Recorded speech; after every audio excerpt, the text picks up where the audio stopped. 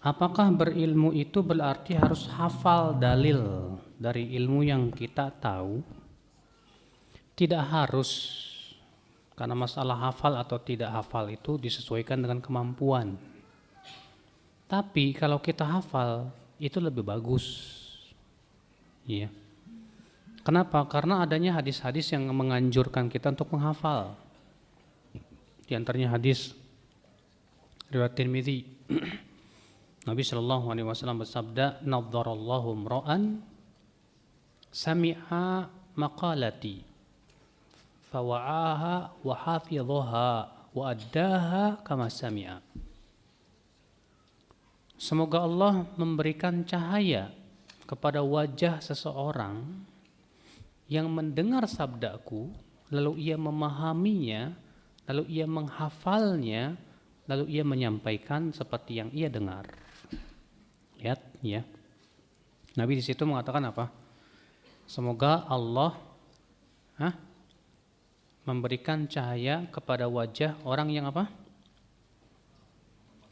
Mendengar sabdaku, kemudian memahaminya, kemudian menghafalnya, kemudian menyampaikannya. Tuh lihat. Di situ Nabi SAW menganjurkan menghafal. Demikian pula dalam hadis ya, Nabi SAW bersabda, "Uhadithukum haditsan fahfadhuh." Aku akan sampaikan kepada kalian hadis, hafalkanlah. Kata Nabi di situ. Fahfadhuh, hafalkan. Berarti Pak, ya, sangat di antara perkara yang membantu kita menguasai ilmu itu dengan dihafal, Pak. Selain kita paham, ya hafal. Tapi juga jangan cuma hafal tapi tidak paham. Kita gabungkan paham dan hafal. Kalau kita paham tapi tidak hafal, ya kurang. Ya, maka kita berusaha untuk memahaminya dan menghafalnya. Apakah Syiah masih Islam? Tergantung Syiahnya yang mana. Karena Syiah itu tidak sama, Pak. Bertingkat-tingkat dia. Yang dikafirkan oleh para ulama itu Syiah yang sudah sampai derajat mengkafirkan para sahabat dan meragukan keautentikan Al-Qur'an, ya, keaslian dan kemurniannya. Adapun Syiah yang masih menghormati para sahabat sebatas mengunggulkan Ali saja, ini belum dikafirkan oleh para ulama. Makanya kan di antara perawi hadis ada yang punya keyakinan Syiah, ada. Tapi kata Ibnu Hajar Al-Asqalani, Syiah yang dimaksud di zaman dahulu itu bukanlah Syiah Rafidhah yang mengkafirkan para sahabat, bukan. Akan tetapi yang dimaksud yaitu sebatas dia mengunggulkan Ali dan mencaci maki Muawiyah, itu saja. Iya. Mereka masih mencintai Abu Bakar dan Umar, masih.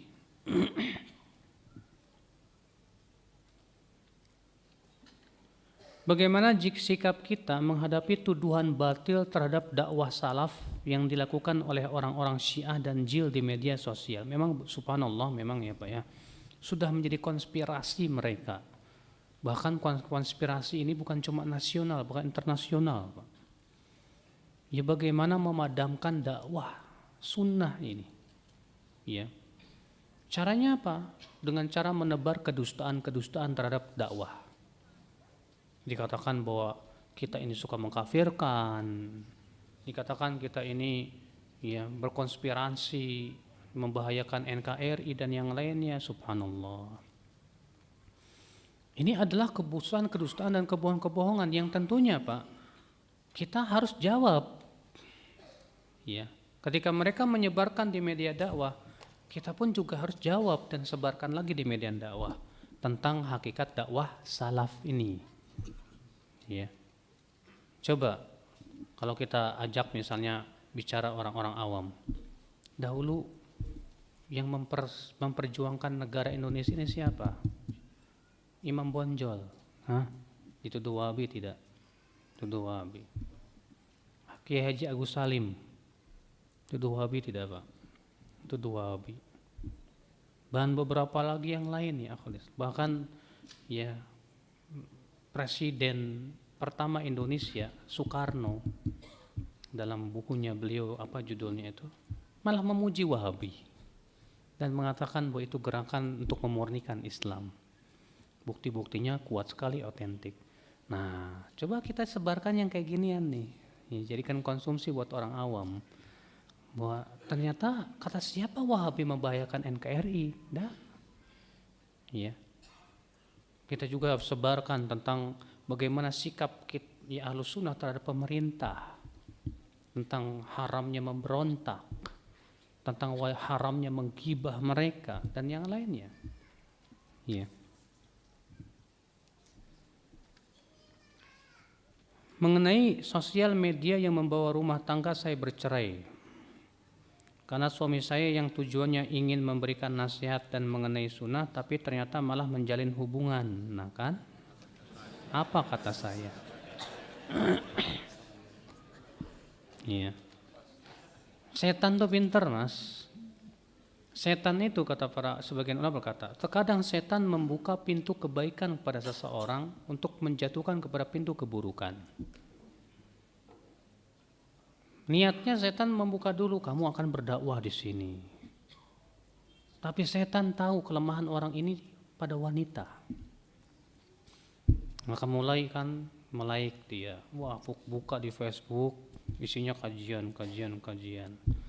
Mulai itu akhwat curhat, ya ustadz, akhi, ya. Mulailah, tadinya sih niatnya bagus, cuma ingin menjawab, nasihati. Tapi lama-lama karena sering nanya, sering terjadi kontak, sering, ya akhirnya jebol juga. Ya, setan pun tertawa. Bisa terjadi hal seperti itu ya, akhi, anzakumullah ya. Makanya jika kita tidak berhati-hati, ya, tidak betul-betul ya bertawakal kepada Allah, kita pasti akan terseret godaan setan ya, akal Islam azakumullah wa yakum.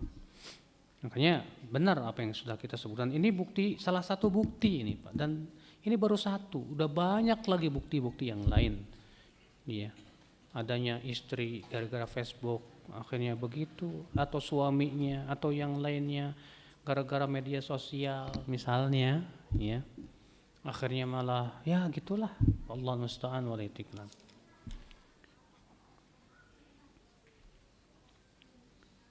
Oh, masih tersambung rupanya dengan ini. Karena saya sudah tidak tahan Ustadz, akhirnya saya minta cerai. Saya sangat menyesalkan terhadap suami saya sudah tergoda dengan seorang perempuan. Yang saya ingin tanyakan, apakah boleh saya minta cerai dengan suami saya? Karena saya tidak tahan Ustadz. Baiklah, kalau memang wanita ini bertanya kepada saya akan jawab sesuai dengan syariat ajalah. Kalau memang suami anti tergoda dengan wanita dan anti ingin menyelamatkan ia dari fitnah wanita, coba berikan solusi dulu. Masalah tidak tahan dan hati tidak tahan, saya yakin semua wanita pasti tidak tahan suaminya tergoda sama laki-laki wanita lain. Apalagi kalau tergodanya sama laki-laki. Ada apa benar Pak? Ada yang seperti itu.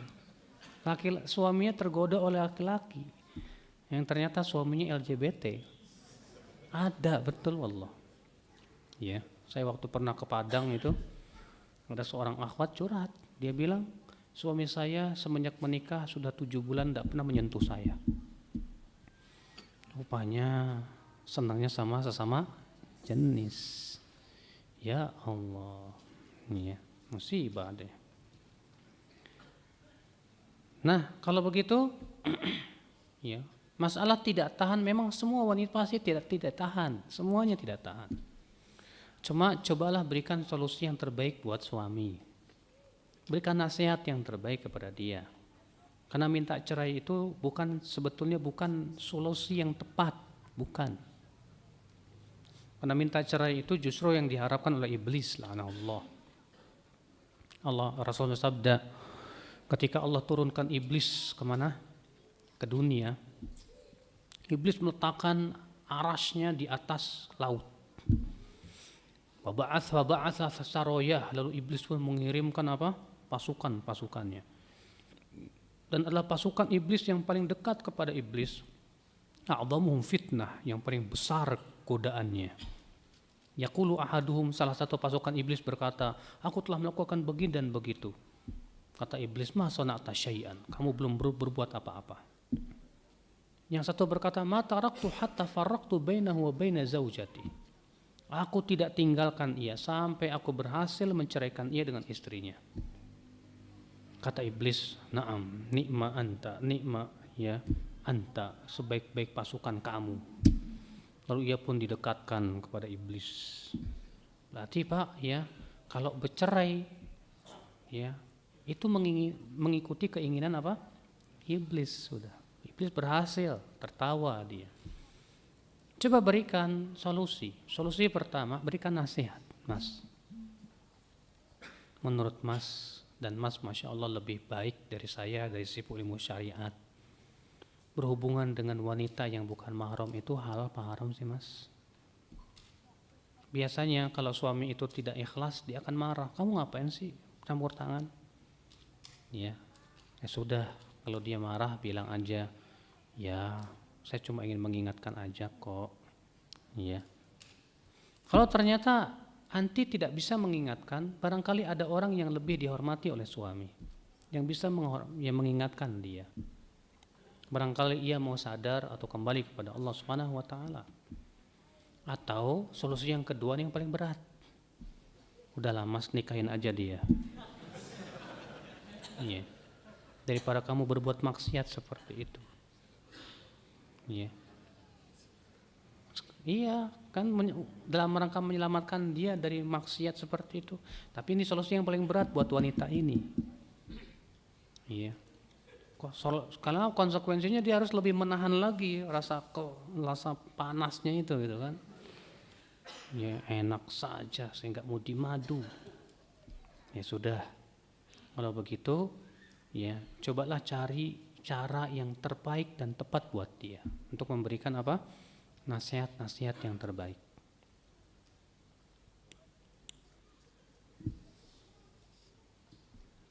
Bagaimana cara menasihati yang benar? Karena kadang teman-teman yang sudah lama belajar itu cara menasihatinya malah bikin sakit hati. Ya memang Pak, terkadang seseorang itu ingin menasihati tapi caranya tidak benar alias salah. Akhirnya karena salah cara menasihatinya, bukannya orang yang kita nasihati itu kembali, tapi malah semakin lari. Makanya kan Rasulullah SAW Pak sudah memberikan kepada kita contoh-contoh, dan beliau adalah suri tauladan kita yang terbaik. Bagaimana kita menasihati orang lain. Iya. Maka tentu yang harus kita lakukan adalah yang pertama, menasihati itu harus dengan lemah lembut. Harus dengan lemah lembut. Allah berfirman kepada Nabi Musa dan Nabi Harun. Apa kata Allah? Idhaba ila fir'auna innahu tagha. Faqula lahu qawlan layyinan la'allahu yatadhakkaru aw yakhsha. Pergilah kalian berdua hai Musa dan Harun kepada Fir'aun. Sesungguhnya ia telah melampaui batas. Dan ucapkan kepada Fir'aun dengan ucapan-ucapan yang lemah lembut. Mudah-mudahan ia mau ingat atau takut. Lihat ya. Ternyata nasihat kepada Fir'aun disuruh oleh Allah dengan apa Pak? Lemah lembut. Itu Pak Fir'aun loh Pak. Bagaimana kepada sesama muslim? Ya. Kita terkadang melihat seseorang jatuh kepada kesalahan, kita ingin segera mengingkarinya tapi dengan emosi. Mata yang terbelalak, nada yang tinggi, sambil telunjuk yang diacung-acungkan. Ya. Dia menganggap dia sudah beramar ma'ruf nahi mungkar. Padahal bisa jadi dia malah membantu setan untuk menyesatkan saudaranya. Sementara Rasulullah SAW sabda, la takun aunan li syaitan ala idlali akhik. Jangan kamu menjadi pembantu setan untuk menyesatkan apa? Saudaramu. Makanya ingat, dalam tata cara mengingkari kemungkaran pun harus dilihat lemah lembut. Apa sih susahnya antum untuk berlemah lembut? Apakah dengan lemah lembut antum akan dianggap bencong? Enggak. Apakah dengan lemah lembut antum akan tidak dihormati? Tidak. Justru kelemah lembutan itu membuat orang semakin senang kepada antum. Justru dengan kelemah lembutan itu semakin menghiasi kita. Kata Rasulullah SAW apa? Ar-rifqu la yakunu fi syai'in illa zanahu wa la yunza'u min syai'in illa syanahu. Kelemah lembutan itu tidak ada pada sesuatu kecuali pasti akan menghiasinya. Dan kelemah lembutan tidaklah dicabut dari sesuatu kecuali pasti dia akan mengotorinya. Naam ya akhal Islam, azakumullah. Ya. Yang kedua, nasihati antara kita dan dia saja, jangan di depan orang. Ini dia, ya.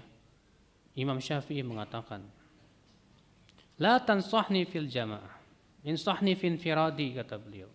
Nasihati saya ketika sendiri, jangan kamu nasihati saya di depan orang. Fa in asaitani makhalaftani. Tapi kalau kamu tetap ngeyel, maunya nasihati saya di depan orang-orang, ya, maka jangan salahkan aku jika aku tidak mendengar nasihatmu. Kata Imam Syafi'i begitu, Pak. Kata Imam Ibnu Hibban, ya, Al-Busti dalam kitab Rawdatul Uqala, beda antara menasihati dengan ta'yir. Ta'yir itu menebar aib. Nasihat itu adalah engkau nasihati antara kamu dan dia saja secara pribadi. Adapun engkau nasihati depan orang, itu namanya kamu menebar aib. Nasihati baik-baik antara kita dan dia saja, selesai. Nah ini akhi azakumullah, ya. Jadi ingat, memberikan nasihat itu semua dengan etika-etika yang telah diperintahkan oleh Allah dan Rasulnya. Jangan sampai niat kita ingin mengingkari kemungkaran malah menimbulkan kemungkaran yang lebih besar. Hati-hati. Ya, sebab kata Ibnu Qayyim, apabila pengingkaran kita kepada kemungkaran itu malah menimbulkan mungkar yang lebih besar, maka mengingkari kemungkaran di saat itu haram hukumnya, nggak boleh. Semua harus dipertimbangkan dengan baik. Iya. Ustadz, ada saudara-saudara kita, katanya kalau berguru itu sebaiknya yang pernah bermimpi bertemu Rasulullah. Karena orang yang pernah bermimpi bertemu Rasulullah itu tidak diragukan lagi kebaikannya, Ustadz. Mohon tanggapan. Akhi, apakah ada hadis dari Al-Quran, ada dalil dari Al-Quran dan hadis bahwa orang yang mimpi bertemu Rasulullah artinya dia calon penghuni surga? Tidak ada. Tidak ada satupun keterangan dari Al-Quran dan hadis yang mengatakan bahwa siapa yang bermimpi bertemu Rasulullah dia berarti pasti orang baik dan masuk surga. Nggak ada. Bahkan kata para ulama, mimpinya kita bertemu dengan Rasulullah bisa jadi ujian. Iya. Maka dari itu hati-hati ya akhi azakumullah. Kalau ada orang bermimpi bertemu dengan Rasulullah, tapi ilmunya nggak berhak untuk diambil ilmunya, tetap nggak boleh. Yang dianggap itu bukan masalah mimpi dengan ketemu Rasul, tapi yang dianggap itu dia ahlinya bukan. Ya, untuk diambil keilmuannya ya akal Islam azakumullah. Nah ini makanya ya parameter bahwasanya guru yang hendaknya kita ambil ilmunya itu adalah yang pernah mimpi ketemu Rasulullah. Ini parameter dari mana dalilnya gitu kan. Kita masalahnya masalah ngomong masalah agama ini Pak. Sedangkan agama ini milik siapa? Milik Allah. Jangan sampai kita ngomong masalah agama tanpa ada dalil dari syariat ini. Ya. Bagaimana memahami hadis tentang orang yang selalu beramal kebaikan namun takdir menentukan dia masuk neraka? Hadisnya riwayat Bukhari dari hadis Ibnu Mas'ud. Kata Rasulullah SAW begini, Walladzi nafsi biyadihi inna ahadakum la ya'malu bi'amali ahlil jannah hatta ma yakunu bainahu wa bainahu illa dhira' fayasbiqu alaihi alkitab fayamalu bi'amali ahlin nar fayadkhuluha. Sesungguhnya di antara kalian ada yang selalu beramal ahli surga, sehingga jarak ia dengan surga tinggal sehasta. Tapi kemudian takdir berbicara lain. Ia pun beramal dengan amalan penduduk api neraka. Ia pun masuk ke dalam api neraka. Namun Pak, untuk memahami hadis ini kita harus melihat dalil lain. Itu yang diriwayatkan oleh Imam Muslim dalam sahihnya. Di situ ada tambahan yang menjelaskan kepada kita. Yaitu kata Rasulullah, innar rajul la ya'malu bi amali ahlil jannati fima yabdu linnas ya sittina sanah wa huwa min ahlin nar. Seseorang ada yang beramal dengan amalan penduduk surga 60 tahun lamanya. Di situ ada tambahan fima yabdu linnas, sebatas yang tampak kepada manusia. Dan ia termasuk penduduk api neraka. Kata Al-Hafidz Ibnu Rajab dalam kitab Jami'ul Ulum wal Hikam ketika mensyarah hadis yang keempat tersebut, kata-kata fima yabdu linnas ini memberikan kepada kita isyarat bahwa ketika ia beramal soleh ini ada sesuatu di hatinya. Iya. Sebab Rasulullah mengatakan di situ, ia beramal amalan penduduk surga 60 tahun lamanya, sebatas yang tampak kepada manusia. Fima yabdu linnas. Berarti ada sesuatu yang tidak tampak ini ya Pak. Apa itu? Bisa jadi ketidakikhlasan dia. Dia rupanya beramal karena ingin disebut orang soleh.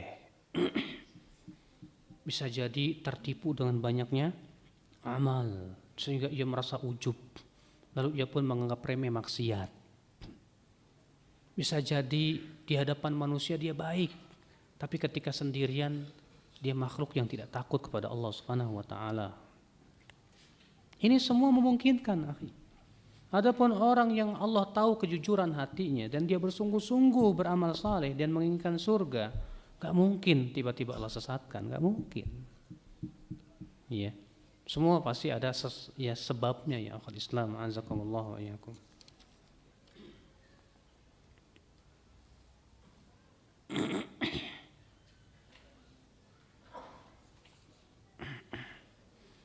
Minta penjelasan singkat ketika pintu debat dibuka akan ditutup pintu beramal. Maksudnya, orang yang suka berdebat, biasanya sih amalnya juga kurang, Pak. Kenapa hal itu bisa menyebabkan demikian? Karena kata para ulama debat itu bisa mengeraskan hati. Sering berdebat. Akhirnya hati kita jadi keras. Akhirnya kita hanya berbangga dengan kemenangan dalam debat.